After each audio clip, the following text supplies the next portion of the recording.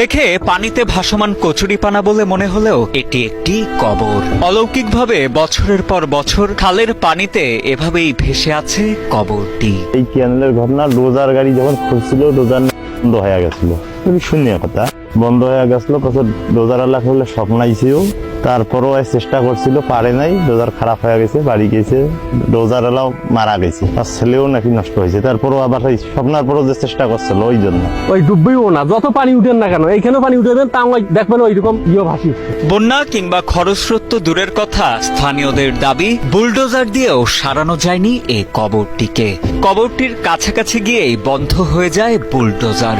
এমনকি বর্ষা মৌসুমে খালে পানি বাড়লেও কবরটিকে কখনো ডোবানো যায় না বলে দাবি তাদের। আর এই কবর দেখে যায় 10 টাকা খাইছি, এই কবরের আসলে টাকা উঠিয়েও যে খাইছি, তাইও মারা গেছি। একদিন ডোজার লাগে দিয়ে গেছিল জোর করিয়া, ওনার ছেলে ভাই শেষ। অলৌকিক এই কবরটি নীলফামারীর কিশোরগঞ্জ উপজেলার শীত রাজীব সরকার পাড়া এলাকায়। এলাকাবাসীর দেয়া তথ্যের ভিত্তিতে জানা যায়, কবরে শায়িত মৃত ব্যক্তির নাম দেবারউদ্দিন হাজী। একসময় এলাকার একজন প্রভাবশালী ও ধনাঢ্য ব্যক্তি ছিলেন তিনি। এলাকার কল্যাণে নিজের 82 একর জমি দান করে পায়ে হেঁটেই তিনি হজ পালন করতে চলে যান সৌদি আরবে। দেশে ফিরে শেষ নিঃশ্বাস ত্যাগ করলে পরিবারের লোকজন তার দাফন সম্পন্ন করেন তার নিজ জমিতেই। পরবর্তীতে 1984 সালে তিস্তা সেচ প্রকল্পের আওতায় খাল খনন করা হলে কবরটি পড়ে যায় খালের মাঝে। স্থানীয়রা জানান, সে সময় কবরটি স্থানান্তরের চেষ্টা করা হলেও ব্যর্থ হন সংশ্লিষ্টরা। সেই থেকে আজও কবরটি রয়ে গেছে খালের মাঝে। বিস্ময়করভাবে খালের পানি বাড়লেও ভেসে থাকে কবরটি। আমরা যখন ছোটবেলায় এখানে গোসল করতাম, তা আমরা দেখতাম যে এই কবরটা ভেসে উঠছে একবারে। কবরের আশপাশে যে ঝাড় বা ইয়েগুলো আছে, ওগুলো সব কবরটা ভেসে ওঠে। আবার যখন মনে করেন পানি শুকিয়ে যায়, তখন কবরটা আর কি স্প্যাকে দাঁড়িয়ে যায়।